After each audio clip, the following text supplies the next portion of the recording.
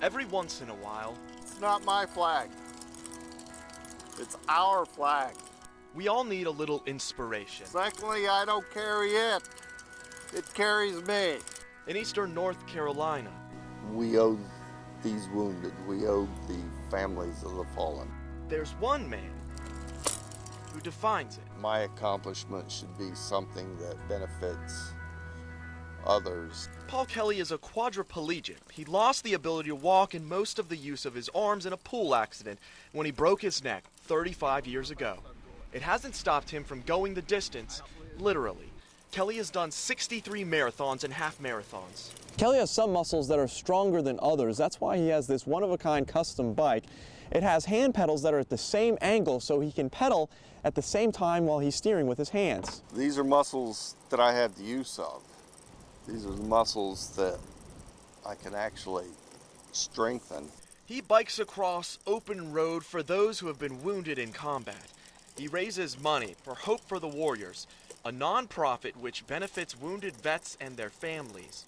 It's the least he can do, he says, since he credits the sacrifices of many to his own recovery.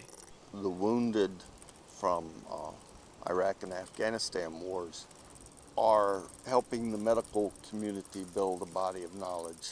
The bombing victims in Boston, those poor victims, benefited through the knowledge that the medical community has gained. Now those who were injured in the bombings gain comfort from the injured vets Kelly hopes to help. They share a common bond and a message we all can learn from. Life with a disability is not a life filled with despair. It's a life filled with hope. In Atlantic Beach, Kyle Horan for News Channel 12.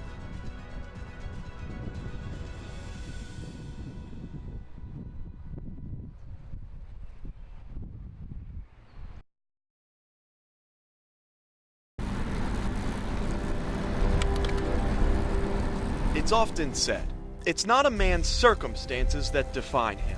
It's how he reacts to them. I was in Iraq in 2006, This is a tale and we were doing route clearance, about how Staff Sergeant Anderson and I was blown up a total of 7 times over a 3-day period. reacted to his. The IEDs were set off, and luckily I didn't receive any bodily injury, but my mind was affected. Anderson was diagnosed with post-traumatic stress disorder and traumatic brain injury. The doctors, they told me that they didn't think I'd be able to walk normal again. His legs stopped working. Didn't think I'd be able to stay in the Marine Corps. His speech left too. Here I am 6 years later, still going strong. But here is a man that won't let luck rule his fate. They put me on a hand cycle in 2010.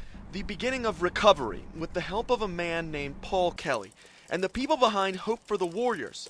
Hope itself is what helped Anderson get out of his chair and onto the seat of this bike. I'm not what I used to be, but I can be the best I can be. And his work is not over. Staff Sergeant Anderson faces his biggest challenge yet, running a half marathon. I'm not just a statistic. I can be an athlete again. The Run for the Warriors is coming up this weekend. There's less than a week left to prepare, but Anderson says he's ready. Plus, he's got some more work to do to prove those doctors wrong. I just got to tell them, hey, don't ever judge anybody out because they can prove you wrong and get back up and keep going. His message, why give up when you can get back up? In Camp Lejeune, Kyle Horan for News Channel 12.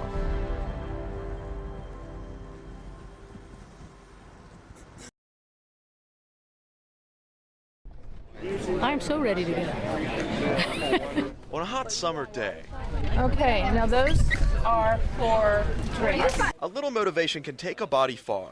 I just returned to full duty literally last week. The motivation for 175 people on this day is the knowledge they're making sure no military man or woman Maybe some of their disabilities would not allow them to run, struggles alone. but they can get in a kayak. It's a nice therapy. Kayaking, I got into kayaking because it was the only activity I could do where I didn't feel like I was going to pass out. In 2011, Corporal Michael Palatowitz's metal detector set off an improvised explosive device.